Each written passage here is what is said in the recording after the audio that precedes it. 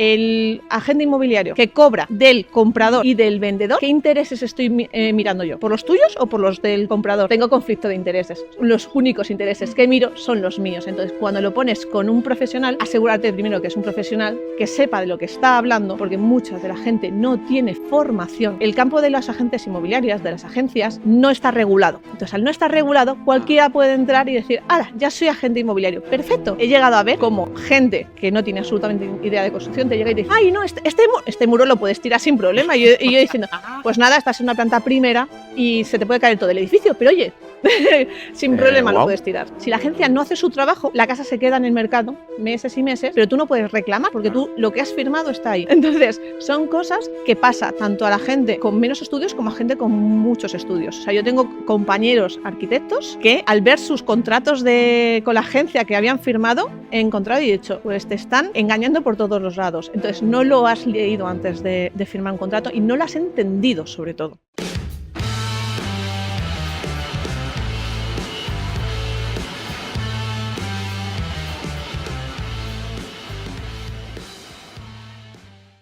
Bienvenidos y bienvenidas a una nueva entrevista del podcast Casina dice el papel. En esta ocasión estamos con una mujer que es, una profesional de pies a cabezas del mundo inmobiliario, un montón de años con una inmobiliaria, más de 15 años enseñando a la gente cómo reformar su casa para poder venderla de mejor manera, enseñando a la gente lo que tienen que hacer para no cometer errores y que no pierdan dinero a la hora de querer vender su casa. Entonces, ¿cómo estamos, Mercedes? Pues muy bien y encantada de estar contigo en este podcast de hoy. Sí, un podcast un poco aquí underground. Hay que adaptarse a la situación. Cada cosa que pasa por algo y tenemos que ir adaptándonos a todo lo que suceda. Bueno, yo siempre lanzo una pregunta para romper un poco el hielo y así no estar tan nerviosos. Y ahora imagínate que de repente aparece aquí un mago y te dice, Mercedes, te voy a conceder el poder de convertirte en el animal que tú quieras. ¿En qué animal te convertirías y por qué? ¿En qué animal me convertiría? Sí. Es una buena pregunta. Sí. Pues, sinceramente, yo creo que me convertiría en perro. ¿Ah? En perro, sí, me gusta. Me gusta porque al final está cerca de las familias. Uh-huh. Yo en mi caso tengo un perro. Sí. Está cerca de las familias, cerca de los niños. Siempre están dando lo mejor a los que tienen cerca. Ajá. Y siempre he creído de que al final nos protegen de muchas de las cosas que tenemos alrededor. Así que yo creo que sería un perro. Wow, yo es que siempre esta pregunta la lanzo porque luego tiene mucho que ver el animal que han dicho con la personalidad de la persona. Uh-huh. Muy curioso. Bueno, como ya llevo haciendo unas entrevistas atrás, le digo siempre a la persona que viene que deje una pregunta para el siguiente que va a venir sin saber de qué vamos a hablar, ni quién va a ser esa persona, ni nada. Y la persona dejó una pregunta que cuando me la lanzó yo me quedé pensando porque es muy profunda y es ¿por qué cantidad de dinero estarías dispuesta a dejar tu pasión? Yo creo que si yo estoy con mi pasión, voy a conseguir cualquier cantidad de dinero, por lo cual no estaría dispuesta por ninguno.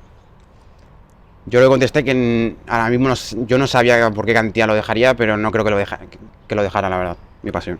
Yo es que no, o sea, mi pasión la llevo desde que tengo 8 años, entonces me gusta, lo único es encaminar el camino, pero realmente yo creo que aún sin dinero seguiría haciendo lo mismo que hago.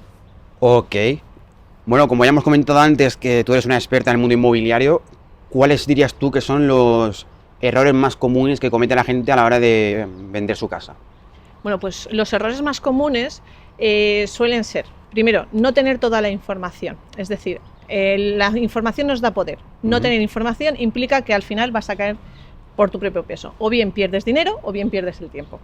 Entonces, primero, la falta de información. Segundo, el desconocimiento de toda la documentación legal que acarrea la venta o la compra de una vivienda. ¿Por qué? Porque en el colegio no nos están enseñando nada de eso. Salimos del colegio sabiendo hacer raíces cuadradas, pero que no lo podemos utilizar en toda la vida. Exacto. Y en cambio no sabemos qué documentos necesitamos para comprar una casa, para venderla. Entonces, la falta de información, los documentos, no poner un precio acorde al mercado, sino según el apego que tenemos a la casa.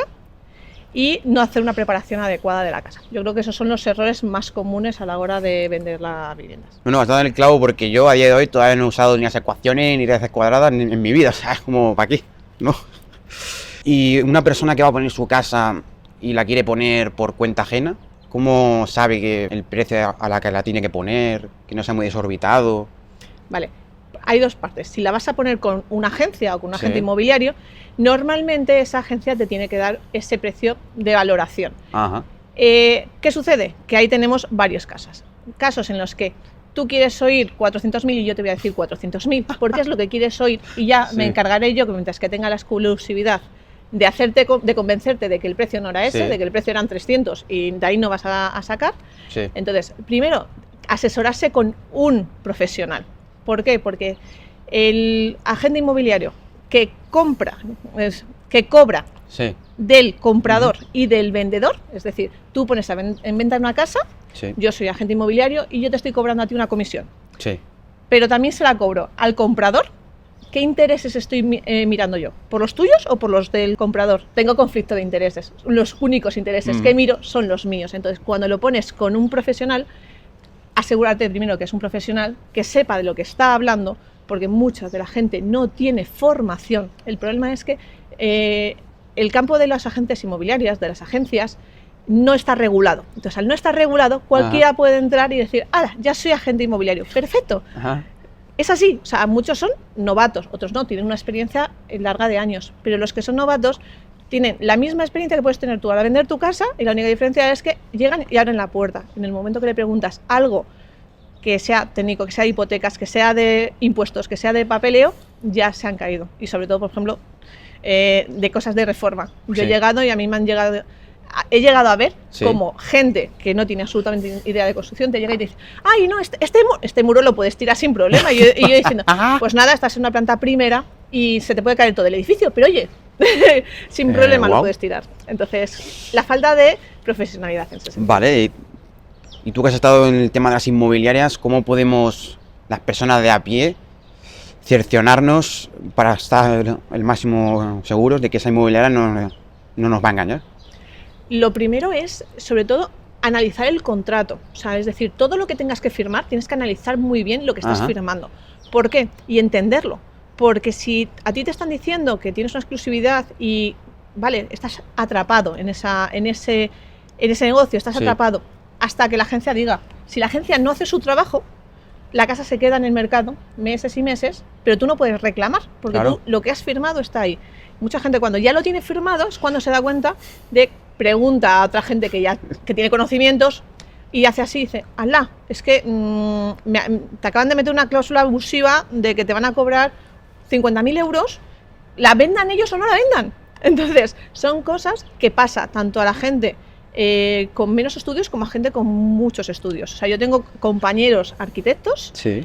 que al ver sus contratos con la agencia que habían firmado, he encontrado y he dicho, pues te están engañando por todos los lados. Entonces no lo has leído antes de firmar un contrato y no lo has entendido sobre todo.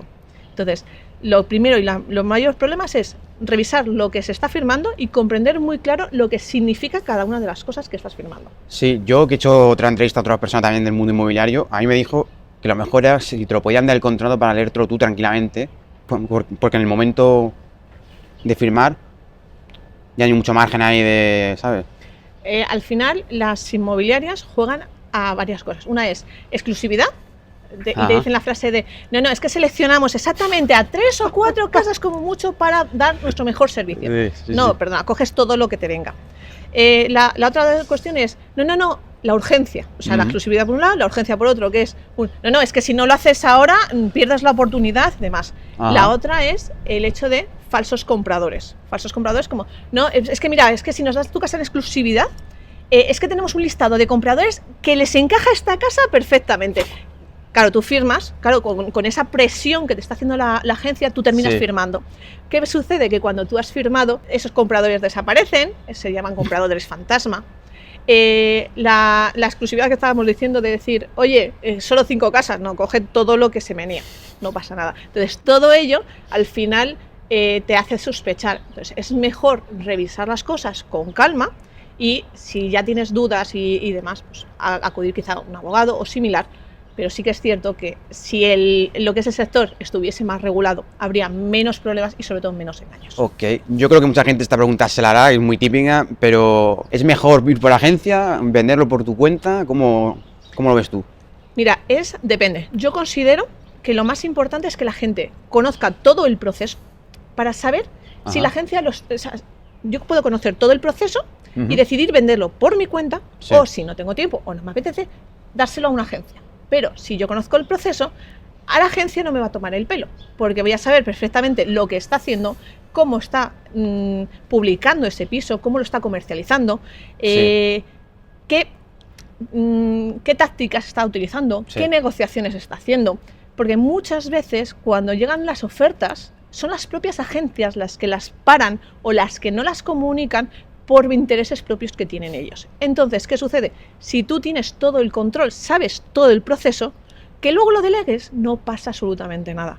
Pero primero tienes que conocer muy bien todo para que no te estén engañando cuando vaya pasando las distintas etapas del proceso de venta. Claro, a lo mejor alguien nos está escuchando y dice, vale, conocer el proceso, pero a mí en el colegio no me lo han enseñado. ¿Dónde puedo ir un poco así a saber un poquito del tema, no? Claro, o sea, yo por ejemplo una de las cosas que estoy centrándome es precisamente divulgar esa información. Okay. O sea, la estoy divulgando de forma gratuita en redes sociales y demás.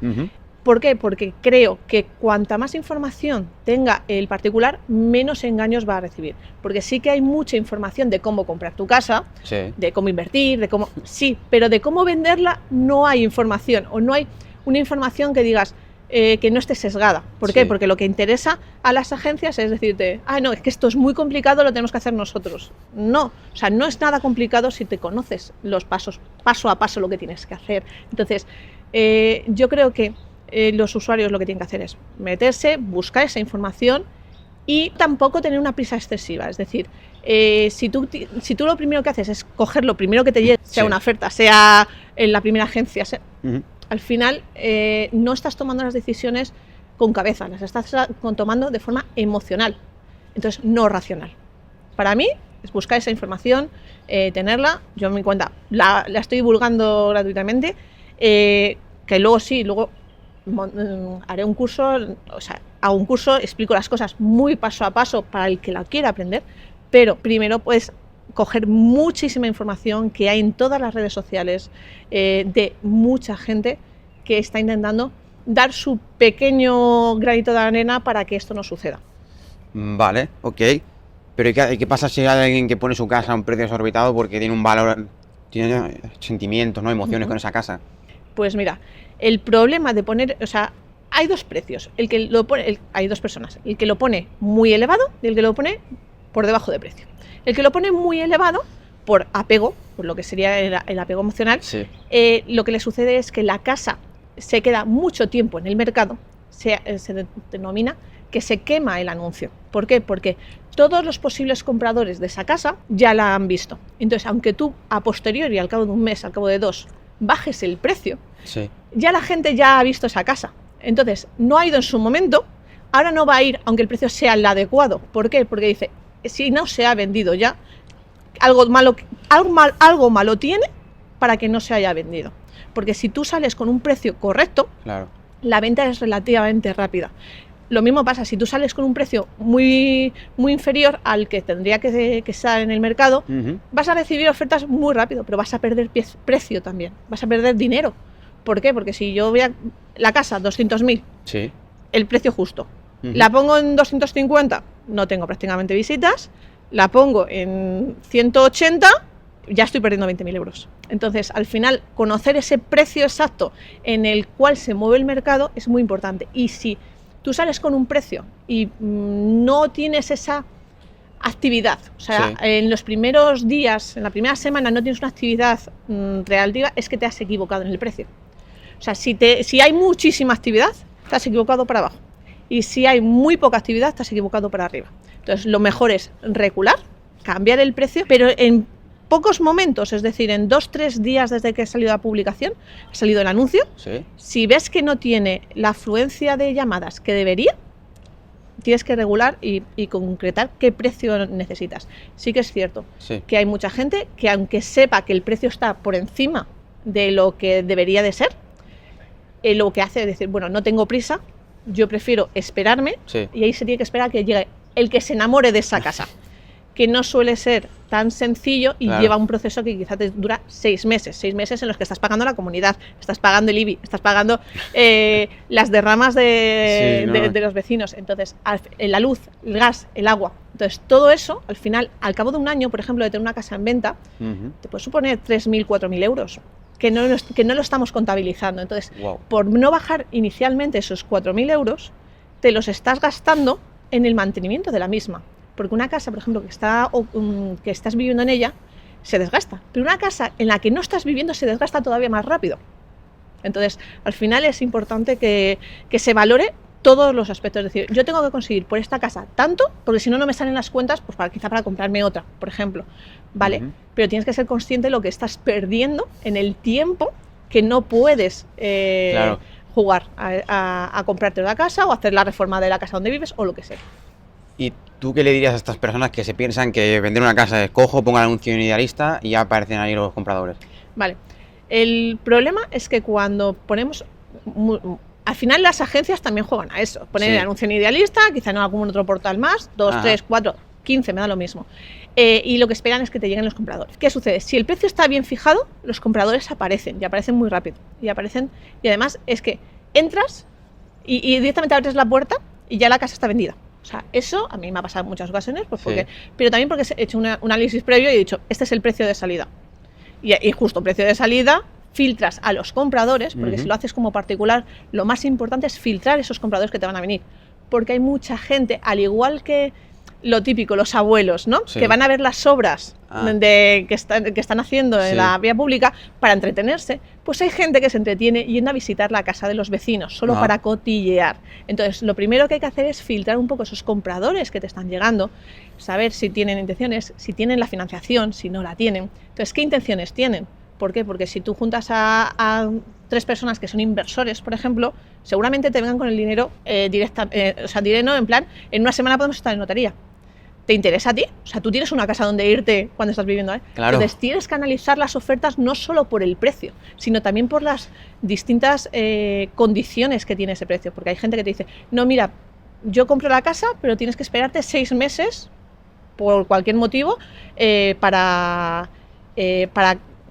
recibir la venta. O Ajá. yo compro la casa, pero la necesito la semana que viene. Eso me ha llegado a pasar. Yo en 7 días he estado en notaría. Pero claro, porque están todos los papeles previos, estaba todo listo. Entonces, era relativamente sencillo conseguir llegar a notaría. Pero si no, en 7 días es complicado, por ejemplo, hacer esos pasos. Entonces, al final depende mucho de quién sea el comprador, así puedes jugar con unas cosas o con otras. Tú tienes que tener muy claro en una negociación qué es lo que son tus límites, es decir, Ajá. mi límite es 180.000 euros en el Sí. caso anterior, ¿no? Mi límite son 180.000 euros. Ahora, tengo también concesiones. ¿Qué son las concesiones? Lo que tú le das a la otra persona y que a ti no te supone demasiadas cosas, como por ejemplo, oye, mira, no, pero ¿te interesan los muebles? Sí, bueno, sí, me interesan los muebles, tal. Bueno, pues si te interesan los muebles, mira, yo te los dejo. Sí.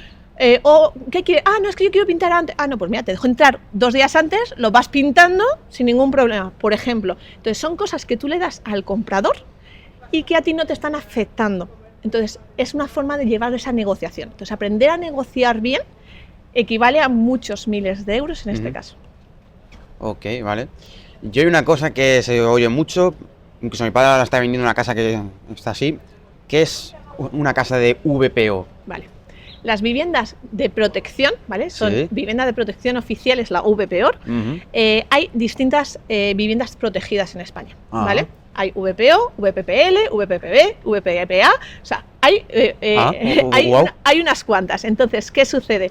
Que la gente, a la hora de vender una vivienda de protección oficial, tiene que tener claro varias cosas. Lo primero, si todavía sigue calificada, ¿vale? ¿Por qué? Porque si sigue calificada, Sí. necesitas una autorización de la administración pública para poder venderla. Ok. La VPO, por ejemplo, necesitas que los compradores de esa casa no pueden ser una empresa, tienen que ser personas que cumplan con las características de las personas que necesitan esa vivienda de protección oficial. Wow. Es decir, tienen que ser particulares, con unos ingresos determinados, Ujú. que la utilicen como vivienda habitual. Pues todo eso tienes que conseguirlo para que el comprador, o sea, ¿qué pasa? Que la lista de compradores se te está reduciendo. ¿Por qué? Porque tienen que cumplir unos requisitos que una vivienda libre no la tiene.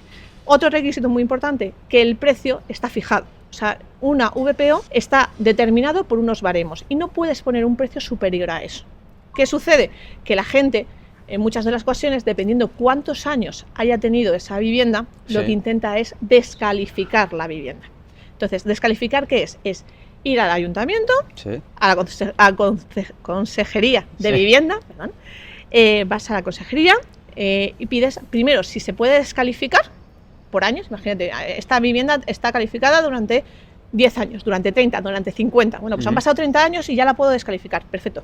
Vas allí, solicitas el poder descalificarla, pagas las tasas desde descalificación. Las tasas son baratas. El problema es que muchas de las ocasiones te hacen devolver las subvenciones. Entonces, si tú esa casa al final te dieron 20.000 euros de subvenciones en su momento, o a ti o al promotor original, ojo, esas hay que devolverlas, porque tú te has aprovechado de ellas. Entonces, ¿qué sucede? Que una descalificación, cuando no ha cumplido el tiempo necesario, te pueden suponer 20.000, 30.000 o 50.000 euros, claro. Pero también una venta libre te puede suponer 80.000 euros de más que una vivienda de protección oficial que todavía no esté descalificada. Entonces, ese juego hay que tenerlo muy en cuenta, es decir, ¿qué me interesa más? Si no han pasado los años, puedes descalificarla a base de talonario. No en todos los casos, hay que mirar caso concreto. Y si han pasado los años, ya no tienes que devolver las subvenciones, pero tienes que hacer igualmente los trámites, que duran entre 2 y 3 meses. Yo, una cosa que me pareció curiosa, que justo estuve hablando con mi madre, porque mi padre está vendiendo una casa que es de protección oficial, y es que los compradores que van a comprar esa no pueden estar por debajo, no pueden ganar menos de tal cantidad y más de tal otra. Digo, claro, tienes un rango de precio, o sea, tienes un rango de ingresos en la familia.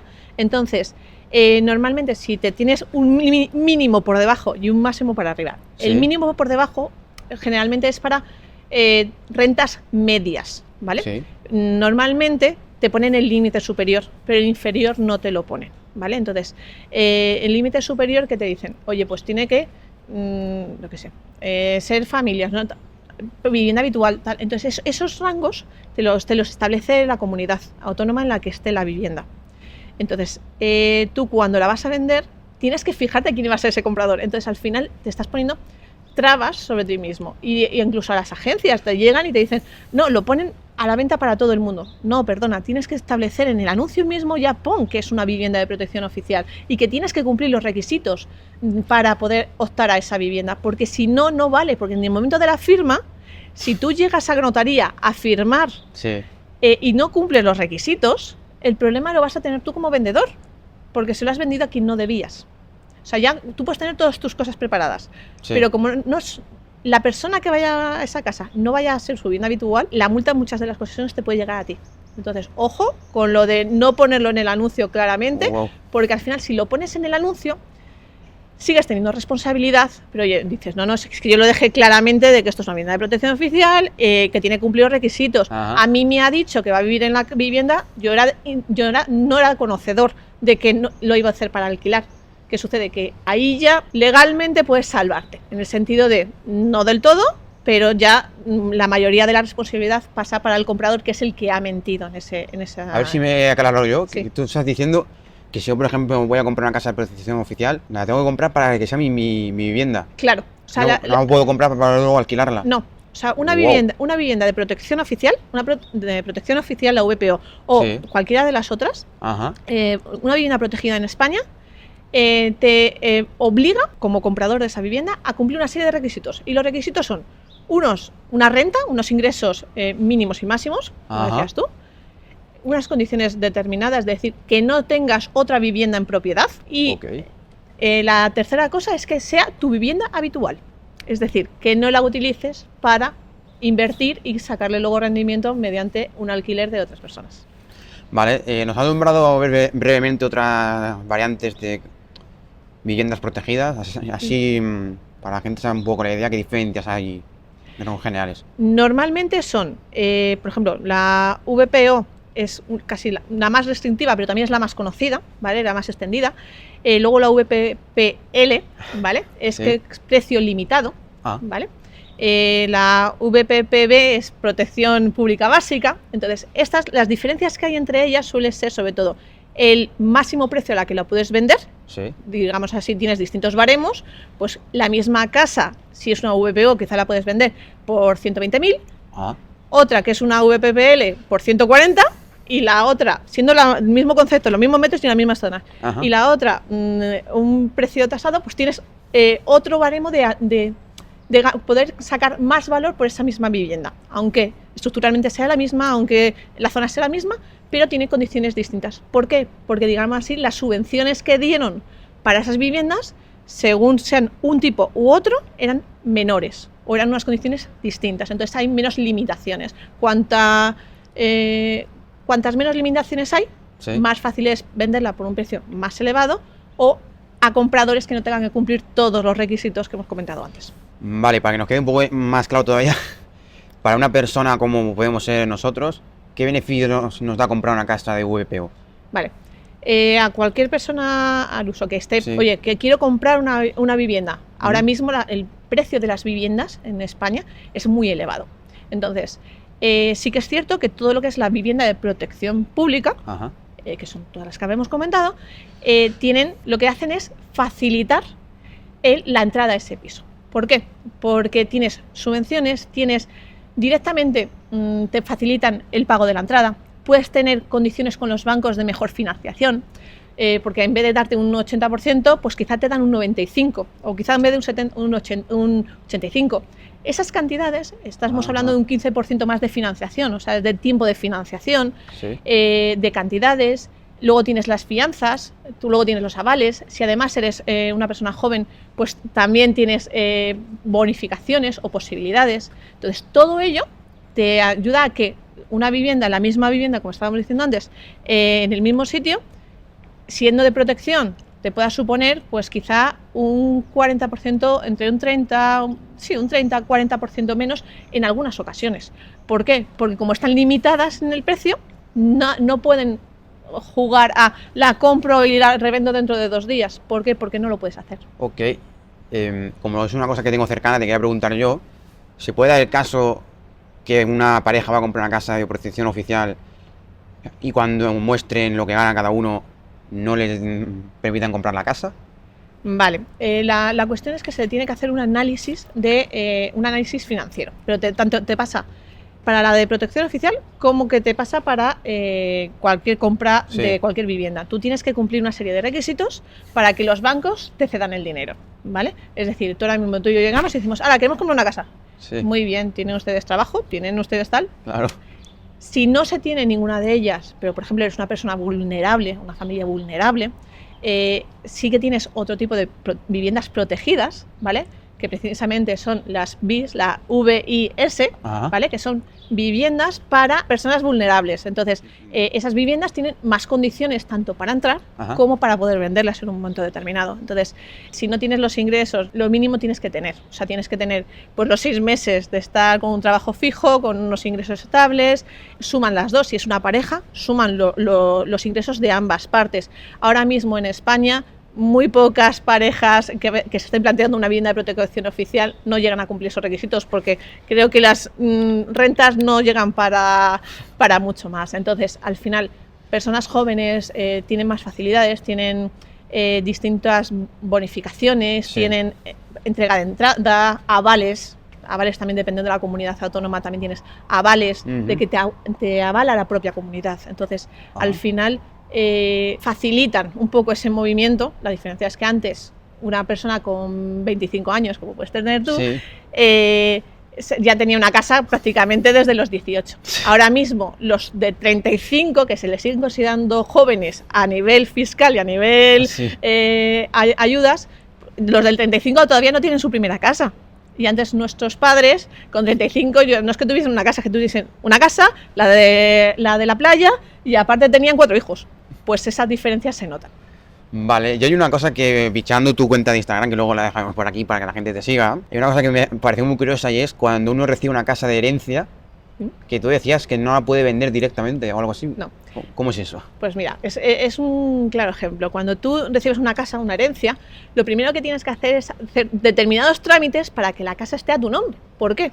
Porque tú cuando recibes una herencia, es decir, oye, ha fallecido, yo qué sé, mis padres, y me dan una casa, me llega una casa en herencia, esa herencia conlleva más de unas cosas, no solo es la casa, quizás es casas, cuentas, deudas, o sea, hay un poco de todo. Entonces, lo que tú tienes que hacer es, lo primero es que esa casa sigue estando a nombre de tus padres. En el registro de la propiedad sigue estando a nombre de tus padres. Y lo siento mucho, pero los padres del cementerio no van a ir a firmar a notaría. Eso lo podemos asegurar todos. Eso es lo único que tenemos todos claro. Entonces, ¿qué sucede? Que tú, para vender una casa, tiene que estar a tu nombre. Entonces, tienes que tramitar la herencia, tienes que llevar los certificados, llevar todos los documentos para que esa herencia la puedas adjudicar y luego ya lleva al registro de la propiedad pagando las tasas correspondientes de sucesiones que varían según la comunidad autónoma y en el registro de propiedad ya la inscribes a tu nombre. Entonces, en el momento que ya estás inscrita a tu nombre, ahí ya sí la puedes vender porque tú eres el vendedor y el propietario y puedes firmar en notaría.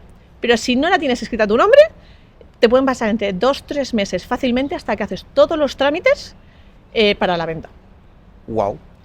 No, porque mucha gente se piensa que recibo la casa de herencia, pum, ya la puedo vender, ¿sabes? Sí, pero además la recibes y supone impuestos. Y son impuestos que la gente no son conscientes de ello.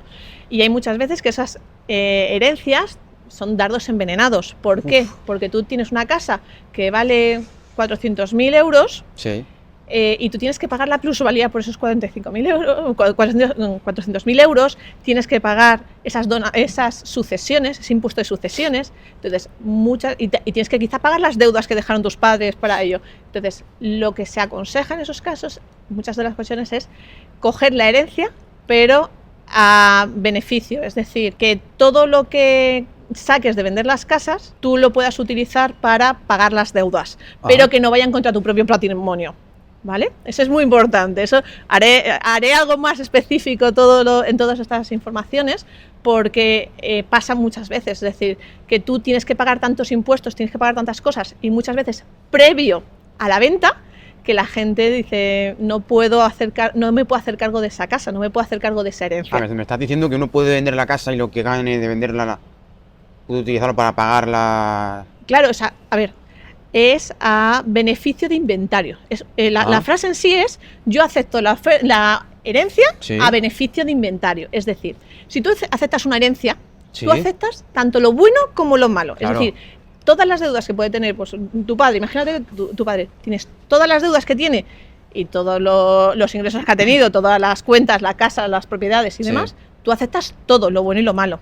Pero si las deudas, imagínate, son 1 millón y todos sus patrimonios son 500.000, te falta 500.000 por pagar de deudas. Claro. Entonces, a beneficio de inventario, lo que te sucede es que tú no tienes que pagar ese 500.000 de tu patrimonio, sino que si la casa ha valido 500.000, he vendido todo y no he podido pagar los otros 500.000, ya está. Tú ya te quedas a tablas, digámoslo de esa forma. Ya tendrán que ir a reclamar a otros sitios, pero no va con tu patrimonio. Es que yo he visto gente que recibe la herencia, es una herencia envenenada, y cuando le llega, hace así, dice, mira, 200.000 euros, qué bien, tal. Sí, pero tiene 300.000 de deuda, bueno, pues son 100.000 de tu bolsillo que tienes que ir para pagarlos sí o sí. Bueno, vale. Entonces son cosas que hay que estar muy bien asesorado para que no te salga rana, precisamente.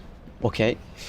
También otra cosa que pude ver yo en tu Instagram que me pareció muy curioso y me voló un poco la cabeza, y es que muestras en un vídeo una casa que le hiciste una especie de reforma, y antes de hacer la reforma no recibía muchas visitas, y cuando hiciste la reforma empezaste a recibir muchas visitas. ¿Cómo se dio? Claro, a ver, cuando muchas de las casas, sobre todo por ejemplo casas heredadas, o por ejemplo personas que tienen a sus familiares en una residencia y terminan vendiendo la casa en la que han vivido los padres o los abuelos durante toda la vida, están con miles de elementos y muchas de las cosas que tenían esas familias o esos padres o esos abuelos en esa casa. Es decir, muchos recuerdos que no son tuyos. Entonces, cuando llega el comprador a esa casa, claro, se ve la foto de la comunión, la foto de boda, el no sé qué. Entonces, los muebles como tal no te atraen, o sea, porque realmente tú cuando entras a una casa para comprarla, para vivir tú, tienes que conectar con esa casa. Si esa casa está perfectamente preparada para otra persona,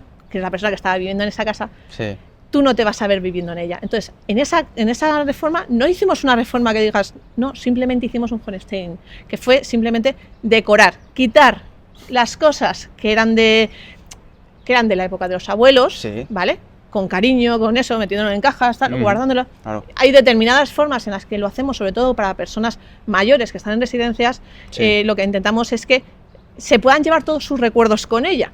Entonces, porque no es lo mismo, yo cojo, te vendo la casa y se te pone a llorar la persona mayor, porque se te pone a llorar, porque son los recuerdos de toda su vida y se está dando cuenta de que va a morir en la residencia, por daros un ejemplo. Entonces, eso es muy duro para esas personas mayores. Sí. Entonces, llegar a esa casa, yo a esa casa llegué, llevan tiempo, y le dije, mira, vamos a llevar la venta, pero vais a hacerlo de esta forma. Entonces, quitamos todos los muebles que sobraban. O sea, la mayoría eran para tirar y los otros, los que se pudieron donar, se donaron. Y los que querían los hijos, pues se los llevan a los hijos. Ajá. Se quitó todos las figuritas, se despersonalizó la casa, se quitaron las fotos, se quitaron las cosas. Se pusieron 4 toques con unas sábanas que cubrían los sofás antiguos, colocando perfectamente, y la casa ya tenía un aire completamente distinto. Se limpió, se ordenó y se organizó, y al final esa decoración, la primera persona que fue poner anuncio con ello e instantáneamente llamaron un montón de gente.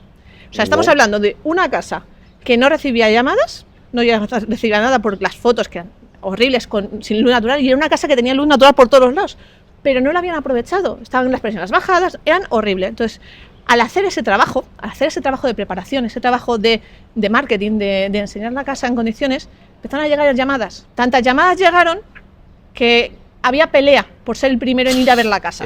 Vale. Entonces, hubo pelea, pero hubo tal pelea de que, claro, en ese momento les estaba ayudando y me dijeron, no. Digo, bueno, ¿qué es lo que queréis vosotros? Vosotros, no, ellos no queremos que sean para un inversor. ¿Por qué? Porque estaba la madre, era mayor, Sí. y lo que no quería era que fuese para un fondo, no quería eso, quería que fuese para una familia. Entonces, vale, pues divide, ahora mismo tienes compradores para elegir, pues decide el que mejor te venga a ti. Entonces, en ese caso se vendió por más del precio del que estaba puesto en venta. Sí. En ese caso fueron con 4.000 euros más de por lo que estaba en venta. Ajá. A una persona que era al contado, que era para una persona, un chico que era para él y para su pareja, Sí. que vinieron, obviamente, vino a ver la casa, vino corriendo y digo, mira, si lo quieres, se te ofrece. Y el chico, encantador.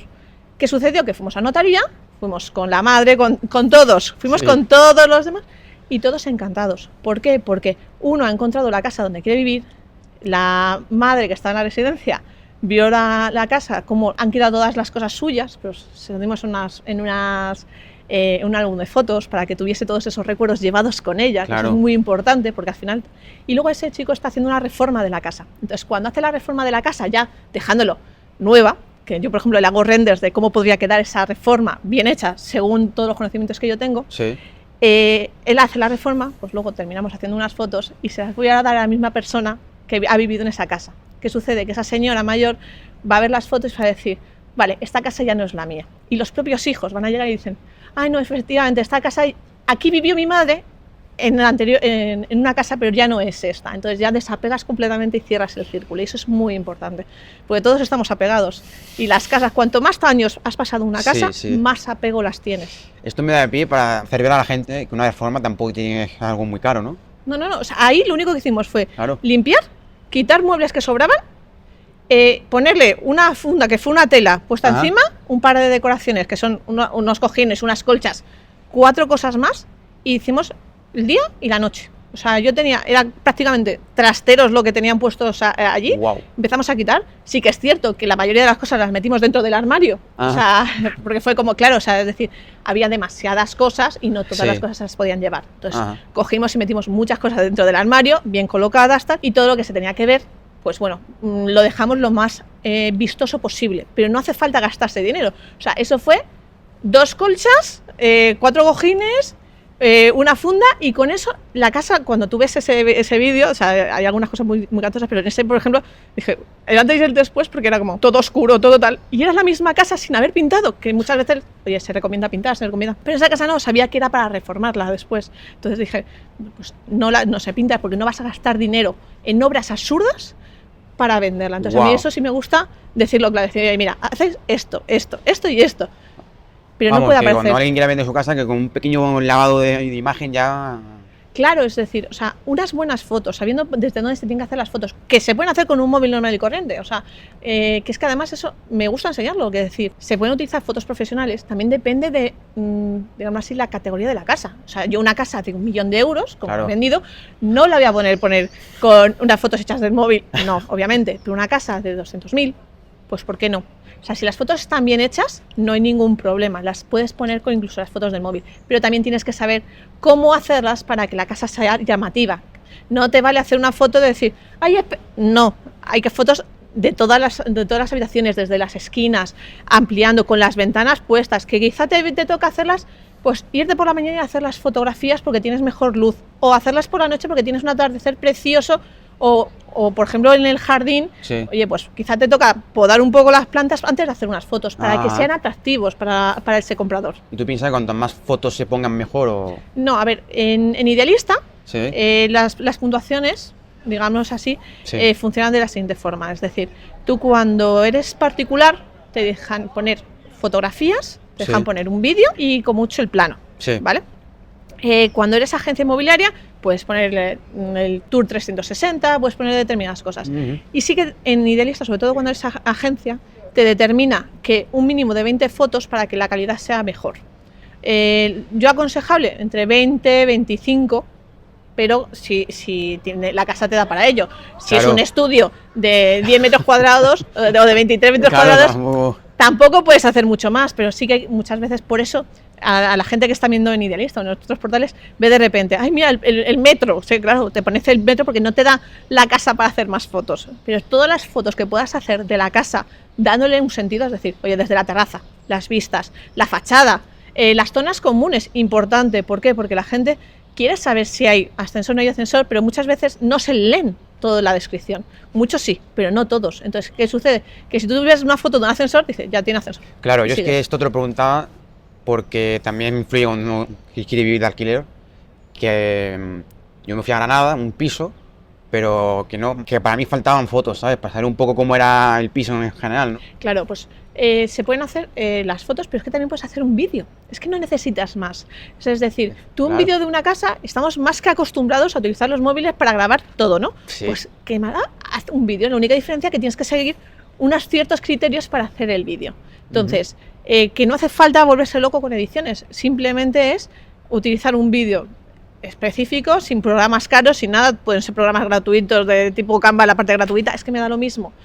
Y te hace un vídeo en el que tú como comprador ya estás viendo todo. La única diferencia es que, pues mira, voy a ver qué sensación me da al entrar en Sí. esa casa.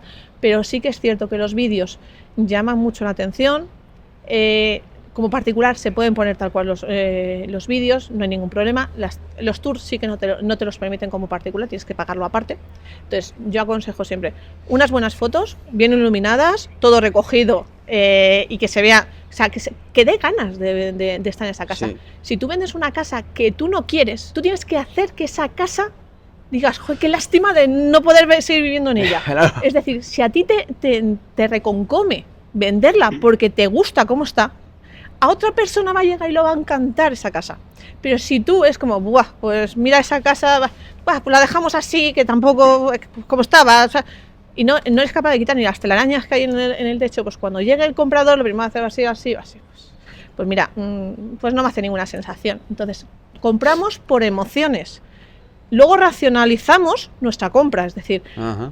yo compro esta casa, yo hago así, digo, ay, esta casa, joder, ay, qué bonita. Tú has entrado en la casa, has hecho así, y dices, esta casa es para mí. Pero no la estás comprando por la ubicación. No, luego te justificas, no, es que fíjate, es que el colegio allí está perfecto para los niños, es que el metro lo tenemos cerca, ay, es que fíjate, tiene una habitación para cada uno, tenemos espacio. Eso es justificar, pero estás justificando una decisión que ya has tomado emocionalmente. Entonces, es muy importante que comprendamos que todas las compras las hacemos vía emoción, Sí. salvo lo que sería el inversor como tal, que el que compra por inversión lo hace por números. Entonces ahí ya coge así y dice, a mí el rendimiento que me da esta casa al poner al alquiler es tanto. En ese caso, obviamente él no va por la emoción. Claro. Igualmente él es capaz de ver más allá. O sea, una casa que está destartalada, yo he entrado en casas destartaladas, yo así digo, vale, perfecto, esta casa me vale. ¿Por qué? Porque haciendo una pequeña reforma, lo estoy dejando estupendo para un alquiler en el que voy a sacarle un rendimiento a esa casa muy elevado. Entonces, un particular entra y es que me ha pasado de que la gente no sabía, es que no sé si aquí me entra una cama. Pues no es que tendré una cama, es que tendrá una cama, más un escritorio, más no sé cuánto. Yo llegaba a poner muebles de cartón en las casas. Son muebles de cartón que son de las dimensiones reales porque la gente no es capaz de verlo. Entonces yo les hago los renders, les hago los planos reales de cómo funciona esta tipología para que vean que les entra una cama. Pero siempre es lo típico, seguramente te ha pasado con tu madre, con tu padre, que has comprado una cosa y dices, ay, pero es que no sé si entra. Sí. Vale, pues eso, cuando compras una casa y ves una habitación, tú la ves vacía, por ejemplo, la ves sin muebles y no sabes si te entran las cosas. Entonces, ¿entrar? Sí, seguramente entren, pero no lo sabes. Entonces, muchas veces yo lo que hago es coger los muebles de cartón del homestaging, los llevo a las casas, la decoramos y la casa es la noche y el día. ¿Por qué? Porque ya sabes, oye, pues aquí ponemos la mesa de comer, ay, juega, aquí me entran los sofás, me entra perfectamente. Y así le haces una sensación a la persona de, ay, pues sí. Eso sí, hay que avisar que los muebles son de cartón, porque ya más de una vez se me han sentado encima. O sea, ponen cartelitos de no se sienten encima. Pero sí hay más de una vez que ha pasado, que claro, tú lo ves y visualmente parece un sofá, ¿vale? O parece una cama. Pero realmente, claro, son muebles de cartón. Entonces, ¿qué sucede? Que cuando llegas, haces así y más de uno pues ha hecho el quite de apoyarse y claro, se ha llevado, ha bajado con el cartón. Entonces, esas cosas pasan, pero son técnicas distintas de poder comercializar una casa mejor. Okay. Porque al final, si la casa está vacía y tienes algún problema, pues oye, si le haces un homestaging, si le haces una decoración virtual, pues con un render de cómo quedaría una posible reforma, te estás ahorrando esa reforma o te estás ahorrando tiempo de tener la casa en venta y porque le estás facilitando la vida a los compradores.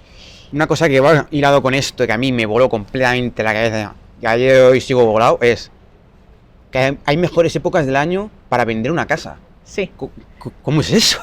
A ver, igual que nosotros no somos ninguno somos igual que el otro, eso está claro. Bueno, pues las casas tienen distintas características.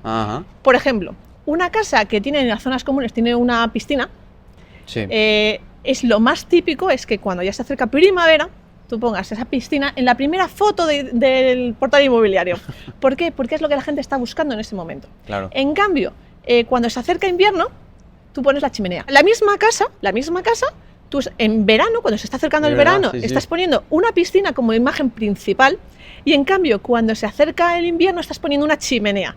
Una chimenea, y si puede ser encendida con el fuego ¿por qué? Porque es momentos distintos para compras distintas. Sí que es cierto que, por ejemplo, a final de año sucede que hay muchos compradores que están necesitados de comprar.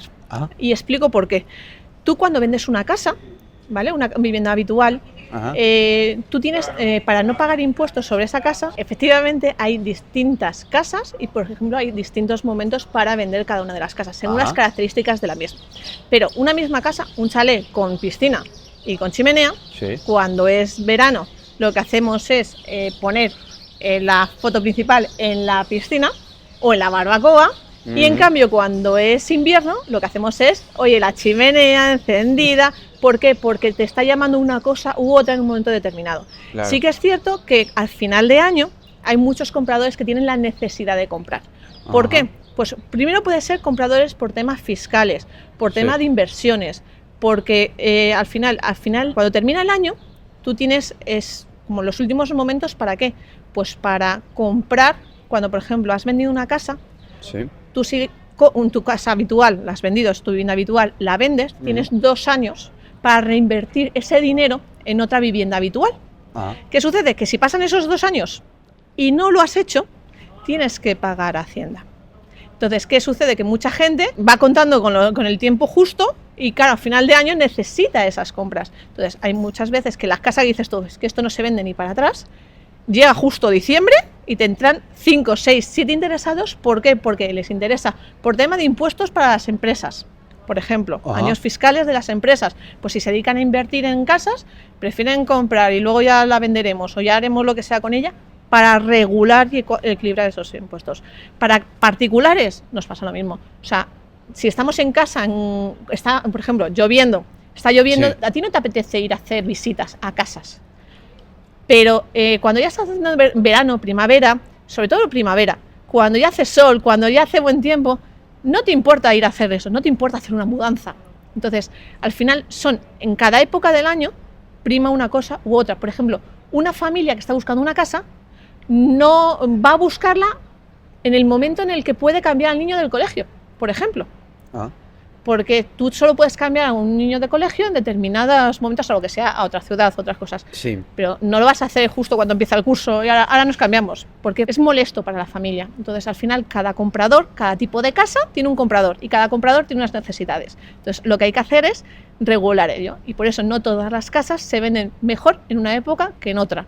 Por ejemplo, si tú estás vendiendo una casa que puede ser para estudiantes, o sea, Sí. para alquiler para estudiantes, el mejor momento para comprarla o para venderla muchas veces es en agosto. ¿Por qué? Porque no los tienes. Entonces, lo tienes vacío, lo vendes justo en ese momento y para septiembre ya el siguiente ya lo está haciendo. Sí que es Ajá. cierto que, por ejemplo, agosto suele ser inhábil en la mayoría de los notarios, pero todavía quedan notarios por todas las ciudades en las que siguen trabajando. Bueno, yo otra cosa curiosa que también he visto en tu cuenta de Instagram, la verdad, que he echado bastante, es que tú sabes errores que cometen los famosos, ¿no? Sí. Yo es una cosa que me parece muy curiosa para que la gente no se sienta un poco con mucha distancia, ¿no? Con ellos. Por ejemplo, Michael Jordan. Michael Jordan, por ejemplo, ¿no? Sí, no. O sea, a ver, llama la atención que personas famosas que ganan mucho dinero Sí. y que normalmente pensamos es que están muy bien asesorados, porque lo Claro. más lógico que dices es, oye, es una persona que tiene dinero para pagar a un buen asesor, a un Sí. buen agente inmobiliario. Sí, pues no. También cometen errores como Madre. todo el mundo. Entonces, ¿qué sucede? Que de esos errores podemos aprender. Aunque no tengamos los miles de millones que tiene Jordan, podemos evitar cometer sus errores. Sí. En el caso, por ejemplo, de Michael Jordan, lo que le sucedió en su mansión es que la puso a un precio desorbitado desde el principio. La casa estaba hiper personalizada para él. Entonces, ¿qué es lo que hemos dicho antes? Sí. El precio tiene que ser adecuado al público que estás buscando. Exacto. Si el comprador no se puede ver bien viendo en esa casa, no la vas a vender. ¿Por qué? Porque la está personalizada para ti, pero no para él. Hombre, es que yo flipé cuando dijiste en un vídeo que tenía una cancha de baloncesto y estaba la silueta de él. Y digo, vamos a ver. Está la silueta de él y el nombre de sus 3 hijos en el centro de la cancha de baloncesto. O sea, una cancha de baloncesto profesional. Más Pero es que también tenía sí. un campo de golf, es que también tenía una sala de fumadores. Entonces estaba todo tan personalizado para él. O sea, el campo de golf, las banderillas de los hoyos estaban puestos con el logo de Jordan. Ah, O sea, ostras. en la puerta de entrada de su mansión Sí. está el famoso mítico 23. Guau. Claro, pero yo lo pensaba y digo, muy bien, esta casa, pues para un jugador de baloncesto, estupendo. O sea, ya tienes tus canchas de baloncesto, tienes para el gimnasio, Claro. tú tienes todo, sí, pero luego te quedas así pensando y dices, muy bien, o sea, yo soy el número 10 y tengo en la puerta el 23. Pues quizás no me cae del todo bien. Es como si Claro. a Messi le ponen el de Cristiano Ronaldo. Pues, oye, yo creo que mucha gracia no le va a hacer, No, aunque no. cualquiera de ellos pueda comprar la otra casa. Pero seguramente no le haga gracia. Es decir, al final, y una de las cosas que más gracia me hace es que la gente no es consciente que, por ejemplo, tener todas las cosas de un equipo de fútbol en una casa, por ejemplo, o de una religión determinada, Sí. te está quitando compradores. Porque anda que no hemos visto gente, que yo en mi caso he visto muchos, que llegan a una casa, Sí. son de un equipo de fútbol, digamos Barça, por ejemplo, Ah. llegan a una casa que hay una bufanda del Madrid, llámalo por fario, llámalo por superstición, llámalo por tú quieras, pero esa persona no te va a comprar esa casa. Entonces, parece absurdo, Wow. pero somos gente que al final todas esas cosas, oye, yo me pongo los mismos calcetines para ir a jugar a tal, para ganar. Sí, somos gente de costumbres, somos gente supersticiosa. Entonces, o simplemente, yo qué sé, un tema de ver los crucifijos, seas o no seas religioso, verlo, te está llevando a otro sentido que quizás eres musulmán y estás dependiendo de un crucifijo y dices tú, pues Claro. quizás ya no te está atrayendo ya esa casa para verte ahí viviendo con tu familia. Entonces, son cosas que tenemos que tener muy en cuenta, que todo está personalizado en nuestra casa para nosotros, para nuestras necesidades, pero no para las necesidades del comprador. Entonces hay que analizar muy bien esa casa, a qué público está dirigido. Sí. Y eso es en lo que falló, por ejemplo, Michael Jordan. Michael Jordan decidió pues puso el precio que le dio la gana, Sí. realmente, en una zona que no lo valía de esa forma, con unas estupendas vistas a unas vías en Chicago. Pues mira, yo lo siento mucho, muchos metros cuadrados, una mansión estupenda, pero el precio, al final, ¿quién compra esa casa? Pues un fan de Jordan, pero la compró por 20 millones menos de lo que lo puso inicialmente. Madre mía. Y puedo asegurar que, Madre según lo que mismo decía Jordan, se pasó la casa en venta 12 años, 12 Wow. años la casa en venta. Que Vale. empezó por 29 millones y llegó a valer, Y en el el momento que lo mantenimiento, compraron, que fue en diciembre de 2024, Ah, 9 millones y medio. En esos 12 años, a una media de $1 millón de mantenimiento al año, porque entre la guau. gente y demás, perdona, 12 millones, ya te has gastado 12 millones solo en mantenimiento. Entonces, al final, te supone mucho más dinero de lo que crees no poner las cosas adecuadamente desde un principio. creo que lo hemos hablado un poco antes, pero para que la gente lo pueda se haga una mejor idea, ¿en qué se pueden fijar o sea, en particular a la hora de poner el precio de su casa? Vale, hay varios precios que podemos tener en la cabeza, ¿vale?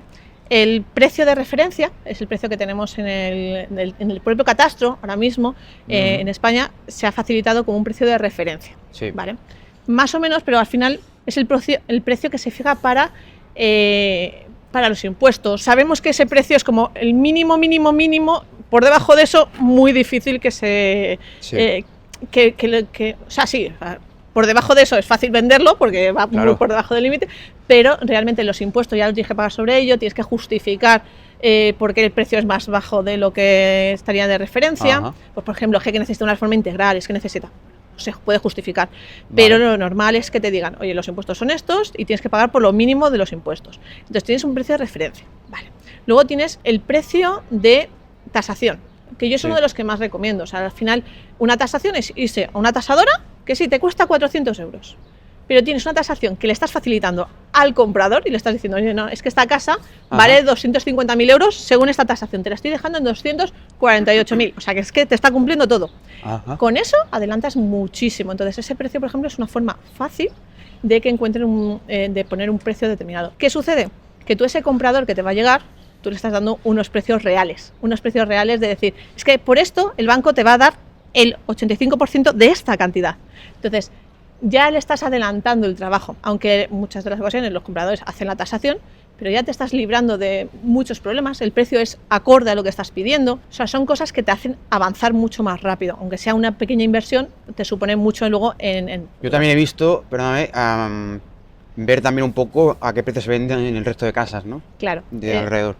Por ejemplo, lo más típico es que tú entras en portales inmobiliarios, Idealista, Fotocasa, etcétera, y lo que haces es ver tu zona, tu barrio, ¿vale? Y lo intentas hacer por comparación, sí, por comparación, pero ¿qué estás viendo ahí? Tú ahí estás viendo una cosa que se denomina precio de comercialización. Esos precios no son reales, ¿vale? Hay muy pocas de las casas que pongan un precio en un anuncio que se terminen vendiendo al precio del anuncio. En España, la media ronda entre un 5 y un 15% más bajo del precio original o del precio en el que está anunciado. ¿Por qué? Porque aquí nos gusta el regateo, ya para empezar. Entonces, ¿qué sucede con todas estas cosas? Que tú vas sumando todos esos precios. Ese precio, el precio en lo que lo pones a la venta, no es el precio real. El precio real de la casa te lo va a decir el mercado, pero te lo va a decir el mercado ¿cuándo? Cuando llegue una persona y diga tanto por esa casa. Porque ese es el precio de venta de esa casa. Entonces, ¿qué es lo que yo recomiendo? Decir, oye, el precio más aproximado que vas a encontrar es el precio de tasación. Ajá. ¿Vale? Hay formas en distintos portales, en distintos elementos que pueden dar rangos, ¿vale? Sí. Y de forma gratuita.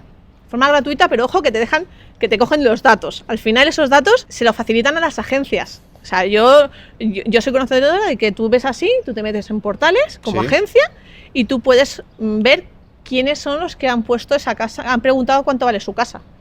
Claro, por eso muchas veces nos hemos encontrado agencias que te llaman a la puerta, oye, es que estaba usted vendiendo su casa. Y dices tú, ¿cómo lo sabes si no lo he puesto en ningún sitio? Pues lo saben por eso, porque al final esa información no es gratis. Así a ti te están dando un valor, no pasa nada, Ajá. te los están dando, pero tienes que ser consciente de que te van a llamar no una, ni dos, ni tres, sino unas cuantas. ¿Por qué? Porque todos van detrás de buscar esa captación. Entonces, los precios básicos son el de referencia, al final el catastral, que tenemos también en el IBI, pero esos son muy inferiores al real. El de precio de comercialización, que es por lo que ponemos el anuncio, y el precio real de venta es en el que se cierra la operación. Y el que más se aproxima a estos precios suele ser el de tasación. Es el precio más acorde con la realidad. Sí que es cierto que algunas tasaciones pues, son un poquito más altas, otras un poquito más bajas, porque tienen distintas consideraciones, pero es el más apropiado. Ya digo, son 400 euros, pero al final muchas veces invertir esos 400 euros se lo puedes incrementar al precio, porque dices, ¿tanto? Pero es que además te doy la tasación. Oye, que además te doy no sé qué. A la hora de negociar, tú puedes facilitar más cosas que a ti ya te han supuesto. Tú ya las has pagado, tú ya las puedes facilitar. Entonces, al final te ayuda a hacer una negociación mejor. Porque si tú llegas sin ninguna idea, pero yo te digo, la casa está en 350.000 y la tasación es de 350.000, ¿tú qué vas a pensar? Vale, pues está acorde a lo que es real. Pero ¿cuántas veces ha pasado que tú ves una casa? 200.000 la casa. Perfecto, 200.000. Llegas, oye, me gusta tal, firmas tal, haces una señal y dices, vale, el banco. Viene el banco, hace la tasación, no, 160.000. Y te quedas así y dices tú, ¿y ahora qué hacemos? Porque claro, como hayas firmado, como hayas dado dinero sin haber puesto una cláusula de condicionado a que se conceda la hipoteca, pues te acabas de quedar sin el dinero que hayas puesto. Porque salvo que el vendedor te lo quiera devolver, no está obligado, porque no lo está puesto. En Barcelona sí, ojo, en Barcelona sí que, aunque no esté escrito en el contrato, en Barcelona, en Cataluña en general, está establecido que queda supeditado a que se conceda la hipoteca, ¿vale? O sea, pero en el resto de España, si no está puesto la cláusula en el contrato de arras, por ejemplo, hay a veces que te puedes encontrar que pierdes las arras. Y no es plato de buen gusto perder 20.000, 30.000 euros en unas arras por no haber sabido el precio real de las cosas. Vamos, básicamente que la gente que se lea las cosas, ¿no? Antes de hacer algo. Sí, sin duda. O sea, hay muchas cláusulas, hay muchas cosas. Voy poco a poco dando más información, poniendo, sobre todo cuando me cuadra que alguien de mi entorno, es que no sé qué, no sé cuánto. Bueno, pues tienes esta duda, espérate que te explico esto y esto. Que tengo esto. Pues espérate, esto es así. Y entonces así te puedes adelantar a la situación. Es decir, cuanto más información tengas, más te adelantas y más fácil es llevarla a cabo de buen éxito. Venderla a buen precio y en el menor tiempo posible. Entonces al final es así. Bueno, vamos a ponernos en situación que nos está escuchando una pareja joven o un chaval joven y quieren vivir alquiler, quieren comprarse una casa. ¿Qué mensaje le mandarías? Pues lo primero, ver las subvenciones que dan en España, por ejemplo en 2025 como estamos ahora mismo, hay subvenciones que terminan a final de año. Entonces esas subvenciones siempre es aconsejable revisar en la comunidad donde quieres vivir si te puedes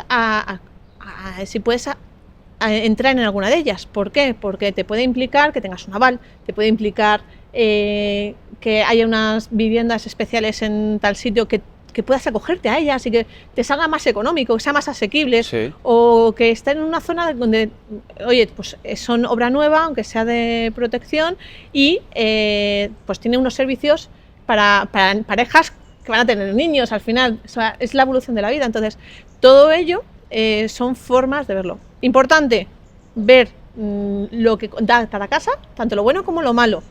Si se quieren hacer reformas, que no se crean todo lo que les dicen las personas que son los dueños de las casas o las agencias sobre todo. O sea, el dueño suele ser muy consciente de qué ha pasado en cada casa, cuándo ha hecho la reforma de los baños o cuándo ha hecho la cocina. Pero, por ejemplo, un agente inmobiliario llega y es que puedo jurar que lo de, no, pues este pilar lo puedes tirar. Por Dios. Entonces a mí se me ha angustiado la sangre de decir, madre mía, miedo me estáis dando. En cambio, pero al final es dejarse asesorar, pero sobre todo conocer bien el mercado. O sea, es decir, ver qué es lo que estás buscando, qué es lo que te puedes permitir. Lo primero por una pareja o una persona que quiere ir a comprar una casa es ver con el banco qué es lo que se puede permitir. O sea, porque si tú ahora mismo quiero una casa de $500.000, lo siento, tú con tus características solo puedes llegar a 150.000, claro. Pues creo que debes de bajar no los requisitos, sino decir, oye, pues quizá tengo que vivir en otra ciudad, o tengo que buscar otra cosa, o quizá no puedo tener una de 3 habitaciones, quizá me tengo que conformar con una de 2 o con una de 1. Sí. O sea, tienes que asociarte también a ver lo que tú necesitas. O sea, como hemos dicho, cada casa tiene su comprador especial y cada comprador tiene unas necesidades concretas. Entonces, lo primero es saber, hacerte una radiografía a ti como comprador de qué es lo que necesitas, Sí. qué es lo que quieres y qué es lo que te puedes permitir. Y si puedes juntar en una misma casa todas las 3 cosas de qué es lo que quieres, qué es lo que te puedes permitir y qué es lo que encuentras, o sea, todo en la misma casa, es la casa perfecta. ¿Que no? Pues tienes que ir viendo quién... esto es como una discusión de pareja. A ver quién lleva la razón en una cosa o quién se la da en la otra, Sí, ¿vale? exacto. O sea, y además, cuando van a comprar una casa en pareja, es divertido que la gente es, yo quiero, yo qué sé, yo quiero un piso, no, yo quiero una casa. Yo quiero un ático, no, yo quiero un bajo. Ah, sí, tengo una situación cercana y es justo eso. Entonces, lo primero, antes de ponerse a buscar casa, es establecer ¿Cuáles son las necesidades de cada una de cada uno de la parte de la pareja? Es Sí. decir, oye, no me importaría vivir a las afueras, pero tiene que estar muy bien comunicado en el metro, por ejemplo. O si vivimos en las afueras, yo quiero jardín. Pero si vivimos en el centro, pues yo quiero un parking para los 2 coches. ¿Vale? Entonces, saber qué es lo que le lleva uno a otro para buscar la mejor alternativa para los dos. Porque es que al final uno solo ya tiene líos para decidir qué casa quiere, Sí, sí. pues 2, esto es como, ¿qué vamos a cenar hoy? Pues no lo sé, vamos a ver qué hay. Pues esto es lo mismo. Hay que tomar decisiones previas a ponerse en la búsqueda, para que no tengáis problemas, para que no haya esos problemas, porque los tenemos todos. Porque, no, yo quiero vivir en un piso, no, pues yo en una casa. Es que pasa más a menudo de lo que parece. Entonces, lo primero es la pareja que hable entre ellas, que se comunique y que diga, pues esto es lo que podemos tener, esto es lo que nos podemos permitir. Porque claro, por querer, yo también quiero una mansión, pues como la de Michael Jackson. Sí, sí, ¿Me lo la puedo verdad. permitir? Pues seguramente no. ¿Le voy a dar uso o partido a esa casa? Pues no, porque ni juego al baloncesto, pero realmente, o sea, me la ponen aquí y digo, ah, mira, qué bonito, tienes todo te la dejamos gratis. Pues quizá hago así, digo, me parece muy bien, me la dejáis gratis, pero es que 1 millón al año en gastármelo en mantenimiento, pues quizá no me lo puedo permitir. Madre mía. Esto es como un Ferrari, o sea, si te dan un Ferrari teniendo en cuenta el mantenimiento, pues no todo el mundo tiene para la gasolina. Claro. Entonces, al final es hacer un equilibrio, o sea, buscar lo que te puedes permitir, lo que quieres y las necesidades, y que todo eso aparezca en una casa determinada. Ok, pues te voy a poner un poco ahí en un aprieto. ¿Qué pregunta le dejas al siguiente que viene? Sin saber quién es, ni de qué se va a hablar, nada. A ver, Sorpresa. Vamos a ver, voy a pensar. Puede ser de cualquier cosa. Vale. Si tuvieses que quitar algo, ¿de qué tarea, qué cosa, qué elemento quitarías de tu vida para seguir creciendo? Wow, a mí si me la hicieras, yo lo tengo muy claro. ¿Sabes? A ver, ¿qué? O- Yo quitaría, reduciría mis horas con el teléfono, sinceramente. Es algo que A mí esa pregunta me parece curiosa. Es que, claro, efectivamente, ¿qué reducirías? ¿Qué quitarías de tu vida si lo pudieses quitar? Para seguir avanzando, ojo. No quitarlo por decir nada, No, sí. sino para seguir avanzando. Pues nada, Mercedes, ha sido un placer, de verdad. Encantada de Mercedes, estar. como una de mis tías, además, Y como los mejores coches. También. Pero bueno, Nada, un llevo, gusto. llevo con esa gracia desde que era pequeña, entonces ahí tenemos. Pues Un nada, placer estar aquí. Igualmente.